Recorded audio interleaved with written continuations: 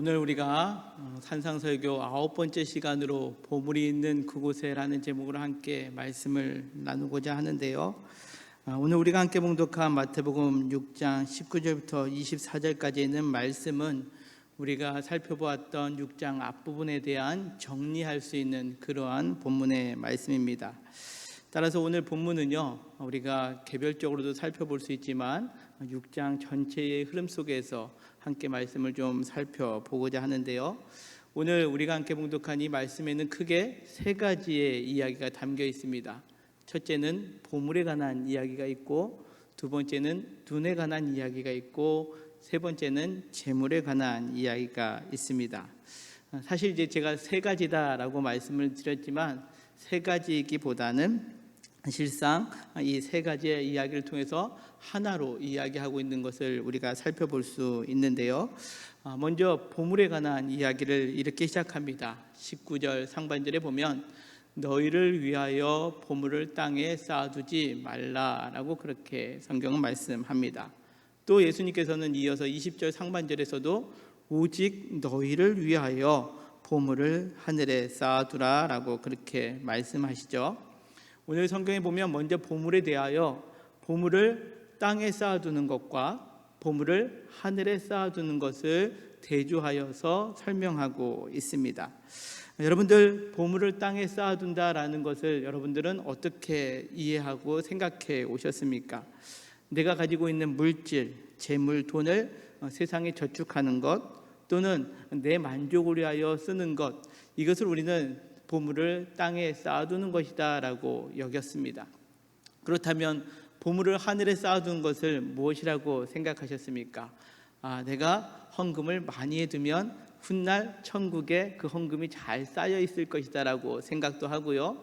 또 내가 나보다는 다른 사람을 위해서 선행하는 데에 물질을 많이 쓰면 그것이 훗날 나에게 다 돌아올 것이다 라고 생각하는 경우들이 있습니다.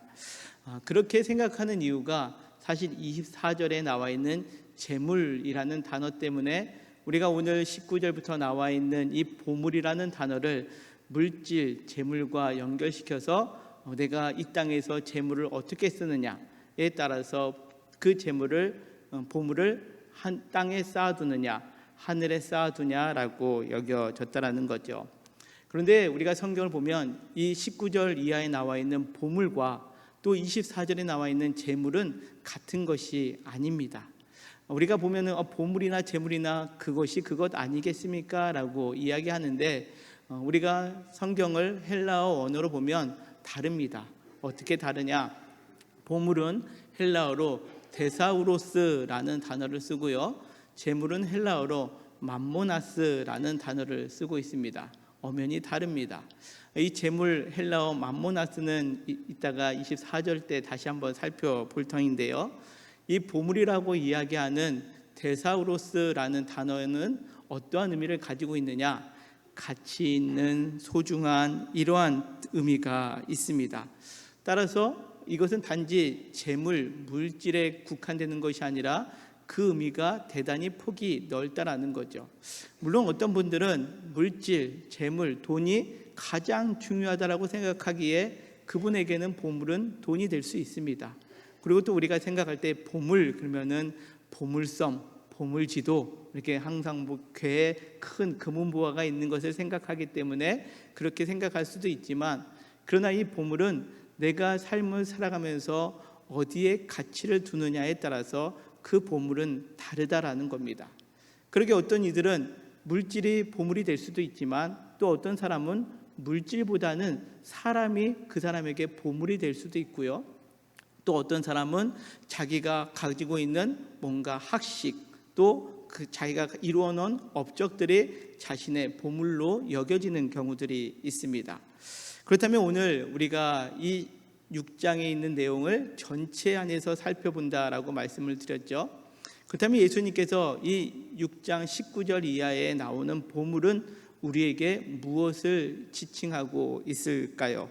그는 다름이 아닌 이 6장 안에서 살펴볼 때 우리가 신앙인으로서 경건 생활을 잘 해오는 것을 이야기하셨다는 것을 우리가 기억해 볼 때 이 보물은 우리가 6장 1절에서부터 나와 있는 구제, 기도, 금식, 이것이 우리 신앙생활을 하는 데 있어서 보물과 같이 가치 있고 소중한 것들이다라고 그렇게 이야기할 수 있습니다. 오늘 보물이라는 이 단어가 6장에서 경건의 행위 다음에 나오는 이유다라는 거죠. 여러분들, 우리가 신앙생활하면서 이 예배, 여러분들 우리가 신앙인으로서 이 예배가 소중합니까? 소중하지 않습니까? 물어보나 마나죠. 소중하죠. 이 예배가 우리에게는 보물과 같다라는 겁니다. 우리가 봉사하고 또 헌신하고 또 우리가 오늘 성경의 표현처럼 때로는 구제도 하고 금식도 하는 이 신앙생활하는 이 가장 귀하고 복된 것, 이것들을 우리가 보물로 바라볼 수 있다라는 거죠. 자, 그런 관점에서 19절의 말씀은 이렇게 말씀하고 있습니다. 너희를 위하여 보물을 땅에 쌓아두지 말라. 거기는 좀과 동록이 해하며 도둑이 구멍을 뚫고 도둑질하느니라 라고 말씀합니다. 자, 19절의 의미가 어떠한 의미겠습니까? 보물을 땅에 쌓아둔다라는 겁니다. 보물이 무엇이라고 말씀드렸습니까? 우리의 신앙생활, 경건생활이다라고 말씀을 드렸는데 그 경건생활을 땅에 쌓아두는 것이죠. 자, 어떤 의미가 담겨 있을까요? 6장에서 크게 세 가지를 이야기합니다. 첫째는 구제할 때에 외식하는 자가 사람에게 영광을 받으려고 회당과 거리에서 하는 것 같은 것, 이것이 구제는 하는 보물 같은 일이지만 땅에 쌓아두는 일이다라는 거죠. 또 하나는 기도할 때에 외식하는 자와 같이 하지 말라. 그들은 그들이 보이려고 회당과 큰 거리 어귀에 서서 기도하기를 좋아한다라는 겁니다. 기도가 우리 신앙생활에 가치 있고 소중한 것인데 그것들을 다른 사람에게 보이려고 하는 그 모든 행동이 그 보물을 땅에 쌓아두는 것으로 우리는 생각해 볼 수 있습니다. 그러면 금식은 어떨까요? 금식할 때에 외식하는 자들과 같이 슬픈 기색을 보이지 말라. 그들은 금식하는 것을 사람에게 보이려고 얼굴을 흉하게 한다라고 그렇게 표현되고 있습니다. 자, 신앙생활 합니다. 우리가 정말로 귀하게 여기고 있는 이러한 구제, 기도, 금식을 하는데 사람에게 보이려고 하는 이 모든 것들이 이 귀한 보물을 어디에다 쌓아두는 거라고요? 땅에 쌓아두는 것이다 라고 주님은 우리에게 말씀하고 있습니다.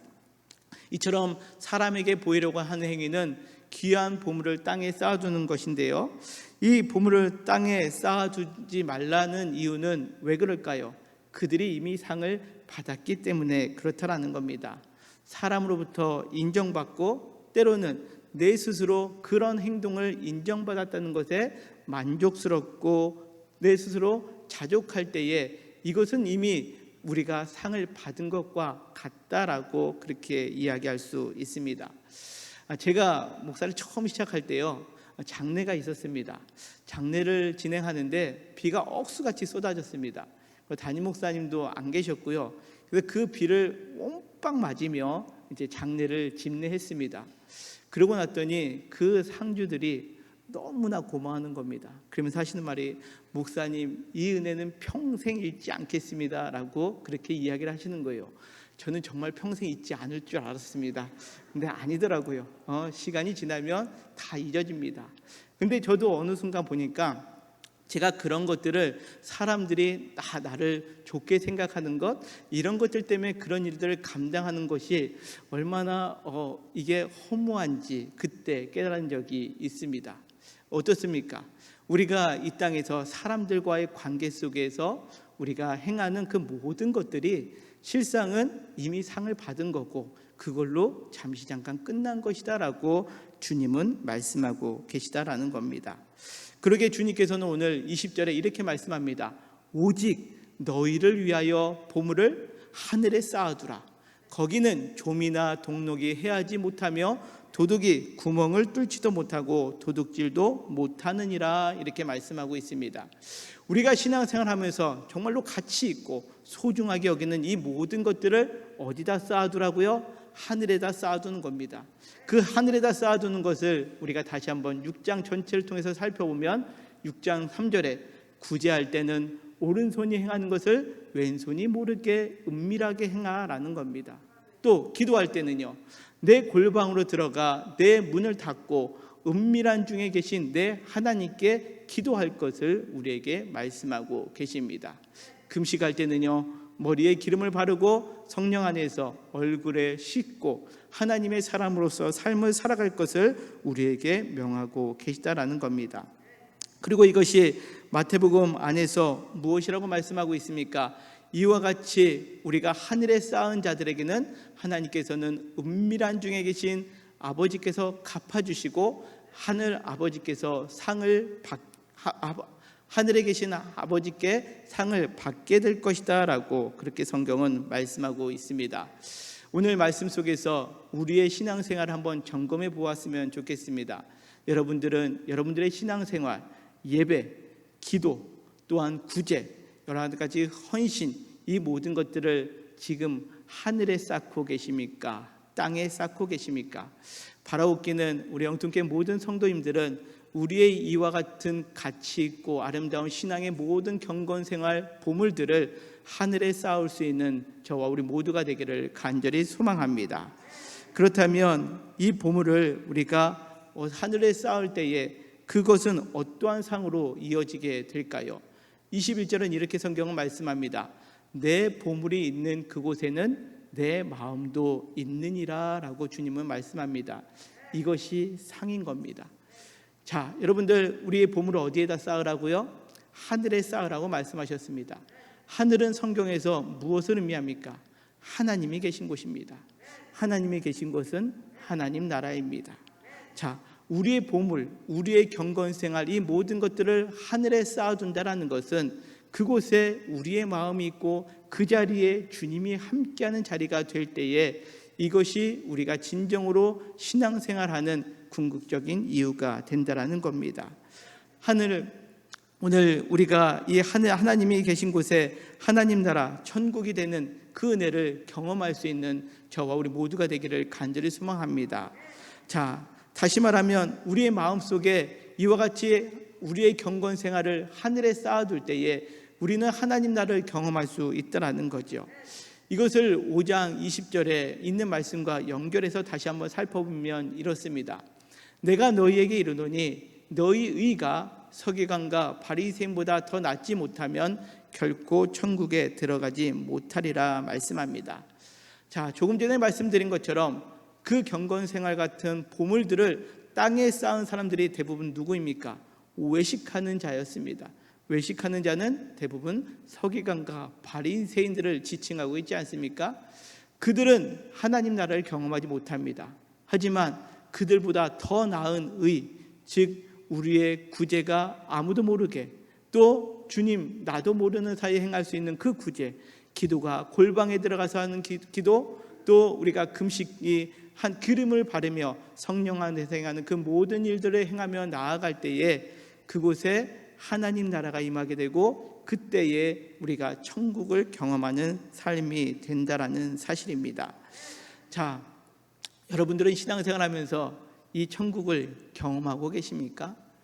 자, 우리가 이 천국을 경험하지 못한다면 오늘 말씀을 인용하자면 이겁니다. 우리가 예배를 드립니다. 기도도 합니다. 봉사도 하고 구제도 합니다.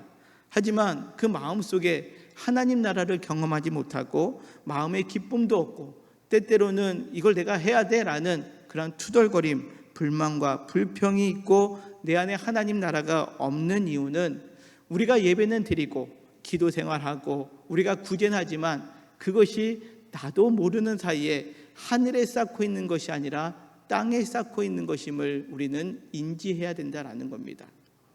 어떻게 그것을 우리가 인지할 수 있을까요? 이어지는 22절, 23절은 이렇게 성경은 말씀합니다.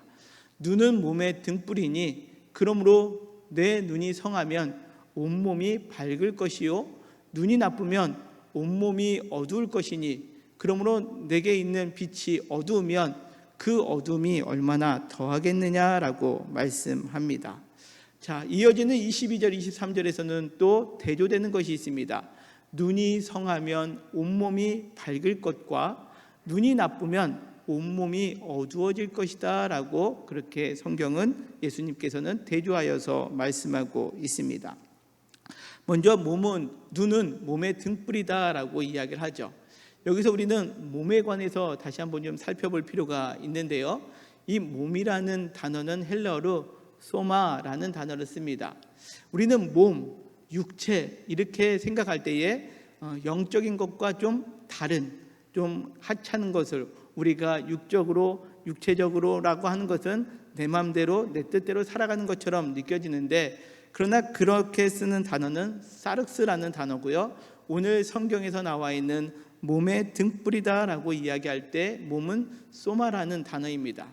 이거는요, 영혼과 육체가 함께 어우러져서 살아가는 존재라는 의미를 가지고 있고요. 그걸 좀 더 의연하게 해석하면 삶을 살아가는 존재, 이것이 몸이다라는 겁니다.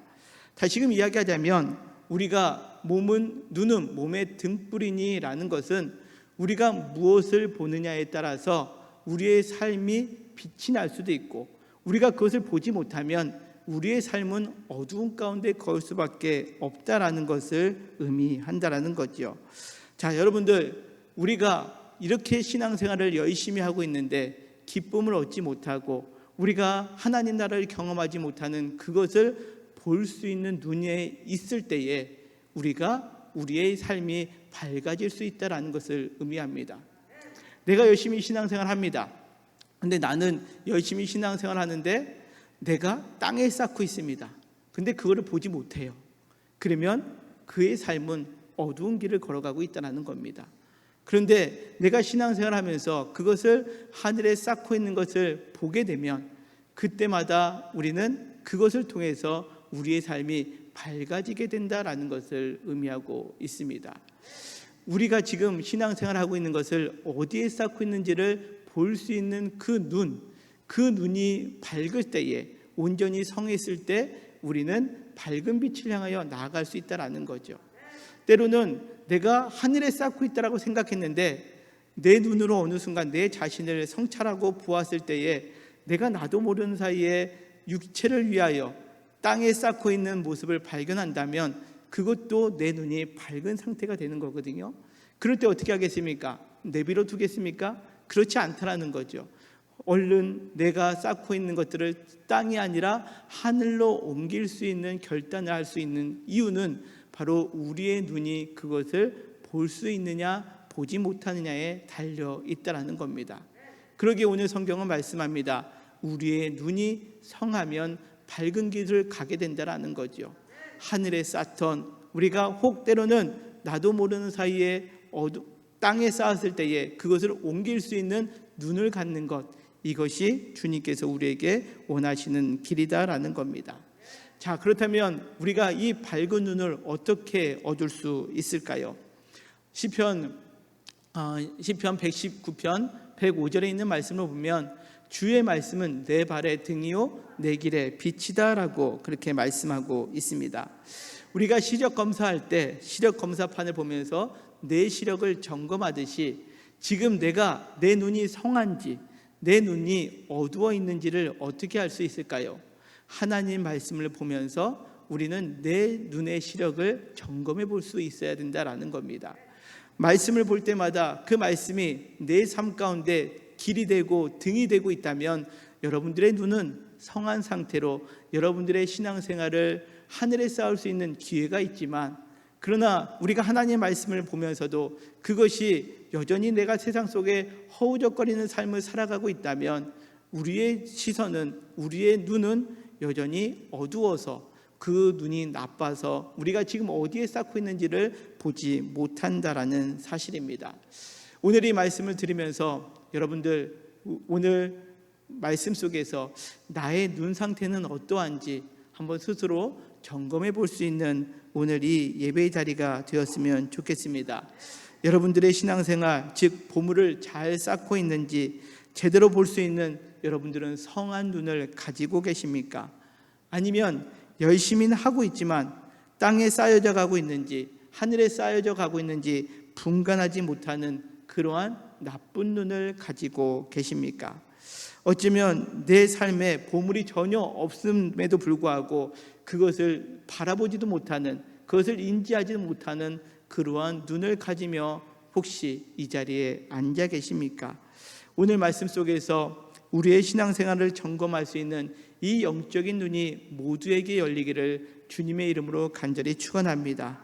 그리하여 예배드리는 우리 모두가 눈이 성하여서 우리의 신앙생활에 가장 귀하고 값진 보물들이 땅이 아닌 하늘에 쌓일 수 있도록 은밀하게 주님 안에서 행하는 우리 모두가 되기를 간절히 소망합니다. 자, 이어지는 24절 말씀을 보면 또 성경은 이렇게 말씀합니다. 한 사람이 두 주인을 섬기지 못할 것이니 혹 이를 미워하고 저를 사랑하거나 혹 이를 중히 여기고 저를 경히 여김이라. 너희가 하나님과 재물을 겸하여 섬기지 못하느니라 라고 그렇게 말씀합니다. 여기서는 하나님과 재물을 대조해서 말씀하고 있습니다. 언뜻 보면 우리가 이 6장의 큰 흐름 속에서 보면 갑자기 왜 예수님은 하나님과 재물을 비교하고 대조하고 있을까라고 생각할 수도 있습니다. 하지만 오늘 이 말씀의 의미는 무엇이냐? 우리가 기독교인으로서 물질을 거부해라 라는 의미보다는 우리가 늘 내 스스로를 점검하는 그런 건강한 눈을 소유한 사람이라면 더 이상 두 주인에게 종로를 타는 것 같이 어리석은 삶을 살지 않게 될 것이다 라는 그러한 의미가 담겨 있습니다. 이는 두 주인에게 종로를 타지 않는 사람이야 그 눈이 건강한 사람이고 그 눈이 건강한 사람만이 보물을 하늘에 쌓아두는 삶을 살아가고 있다라고 그렇게 성경은 우리에게 말씀하고 있습니다. 자, 여기서 말하는 재물, 아까도 잠깐 살펴보았지만 재물은 헬라어로 맘모나스라는 단어를 쓴다라고 말씀드렸습니다. 맘모나스 어디서 좀 많이 듣지 않았습니까? 우리가 재물을 이야기할 때 맘몬이라는 단어를 씁니다. 그죠? 그 재물의 신이라는 뜻을 가지고 있는데요.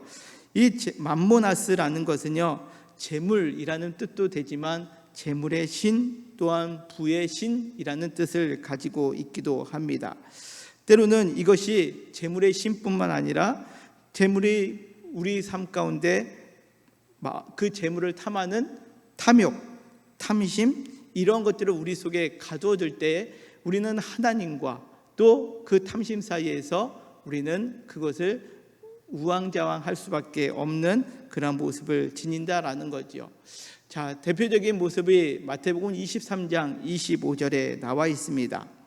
화 있을진저 외식하는 서기관과 바리새인들이여 잔과 대접의 겉은 깨끗이 하되 그 안에는 탐욕과 방탕으로 가득하게 하는도다. 눈먼 바리새인들이여 너는 먼저 안을 깨끗이 하라. 그리하면 겉도 깨끗하리라 라고 주님은 그렇게 말씀하고 있습니다.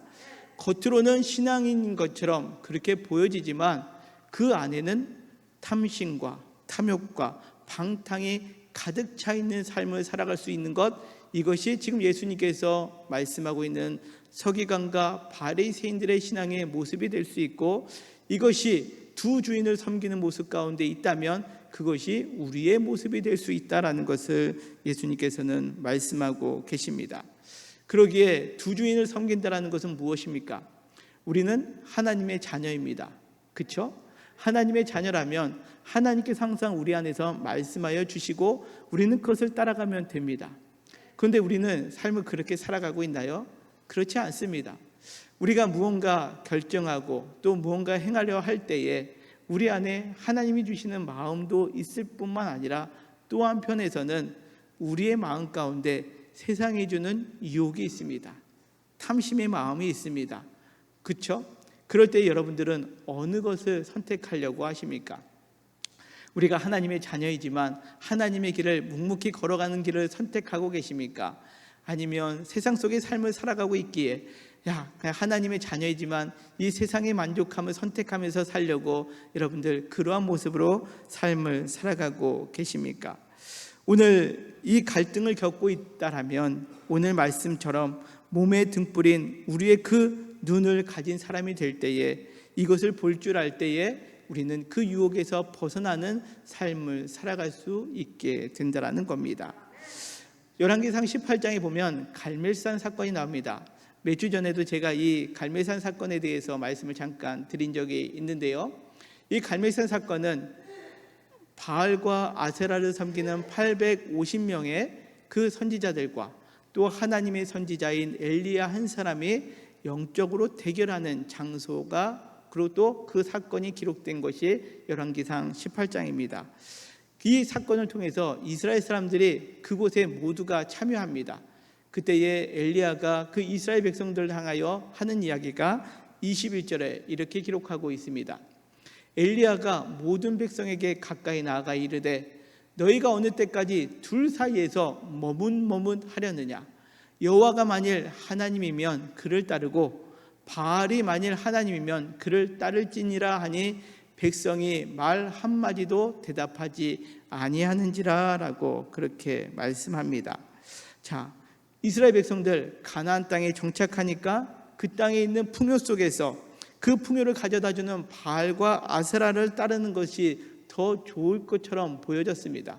그런데 그들은 항상 하나님의 백성이라는 정체성이 있었거든요.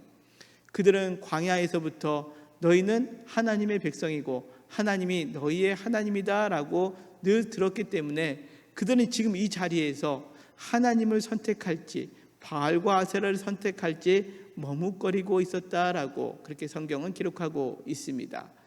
오늘식으로 표현하면 어떠한 의미를 담고 있느냐? 이기는 편, 우리 편입니다.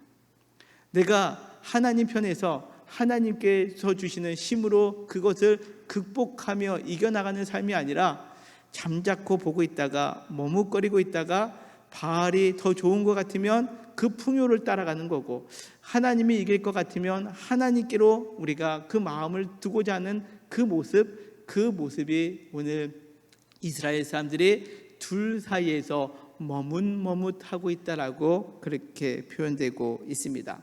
그런데 결과는 어떻습니까? 이스라엘의 하나님이 그 제단에 불을 내리고 하나님께서 엘리야에게 살아계신 하나님이심을 보여주게 되었다라는 거죠. 그때의 39절에서는 이렇게 성경은 말씀합니다. 모든 백성이 보고 엎드려 말하되 여호와 그는 하나님이시로다, 여호와 그는 하나님이시로다 라고 그렇게 고백했다라는 겁니다. 자, 혹시 오늘 살아가고 있는 우리 성도님들의 모습이 갈멜산에서 지금 머뭇거리고 있는 이스라엘의 백성의 모습은 아닌지 한번 스스로를 점검해 볼 수 있는 오늘의 예배의 자리가 되었으면 좋겠습니다. 신앙생활은 합니다. 하나님의 자녀라고도 이야기합니다. 그런데 그것이 하늘에 쌓이는 것인지 땅에 쌓이는 것인지 분별할 수 있는 그 눈이 없어서 이기는 편이 우리 편이라고 생각하며 세상 속에서 세상의 물질이 더 좋을 것 같으면 물질을 따르는 삶, 그러다가 그 물질이 막혀서 어려움 가운데 있을 때는 또 하나님이 나에게 도움이 될 것이다 라고 여길 때는 하나님 편에 서서 기도하는 그러한 머뭇거리는 인생을 혹 살고 있지는 않습니까? 그렇게 머뭇거리고 있는 이 제자들에게 주님은 단호하게 말씀하고 계십니다. 너희가 하나님과 재물을 겸하여 섬기지 못하느니라 라고 그렇게 말씀하고 있습니다. 우리의 삶 속에서 물질에 자유로울 수 있는 사람은 아무도 없습니다. 하지만 물질 풍요가 우리의 전부가 될 때에 우리는 하나님을 온전히 섬길 수 없는 존재가 될 수밖에 없다라는 것을 예수님께서는 우리에게 말씀하고 계십니다. 우리의 삶은 여전히 혹 땅의 것에 만족하면서 사람에게 보이려고 세상의 탐심과 풍요로움 속에 여전히 우리가 그곳에 만족하면서 삶을 살아가고 있지는 않는지 오늘 말씀을 통하여 스스로를 점검해 볼 수 있는 자리가 되었으면 좋겠습니다. 그래야 여러분들의 신앙의 모습이 귀하고 귀한 것임을 우리가 늘 다시 한번 기억하면서 그것을 땅이 아닌 하늘에 쌓아갈 수 있는 성도님들 되시기를 간절히 소망합니다. 또한 그 귀한 보물이 하늘에 있는지 땅에 있는지 그것을 볼 수 있는 영적인 눈이 온전하게 열려져서 항상 말씀을 통해 또 기도함으로 인하여 우리의 신앙의 모습이 땅이 아닌 하늘에 쌓아갈 수 있는 그러한 신앙의 모습을 회복할 수 있는 우리 모든 성도님들 되시기를 간절히 소망합니다. 그리고 그 말씀을 듣고 하나님 나라가 우리에게 임함으로 말미암아 세상의 탐욕과 탐심으로 우리가 삶을 살아가는 것이 아니라 하나님을 온전히 선택하고 하나님을 전적으로 신뢰함으로 인하여 이 땅에서 하나님 나라 천국을 경험함으로 인하여 오늘 우리 설교 제목에 있는 말씀처럼 우리의 그 신앙생활에 귀한 보물들이 있는 그곳이 우리의 마음이 있고 그곳이 하나님 나라가 되어서 항상 우리가 물질의 세상 염려에 휘둘리는 인생이 아니라 항상 하나님 나라를 경험하며 믿음으로 승리해 나가는 우리 모든 성도님들 되시기를 주님의 이름으로 간절히 축원합니다.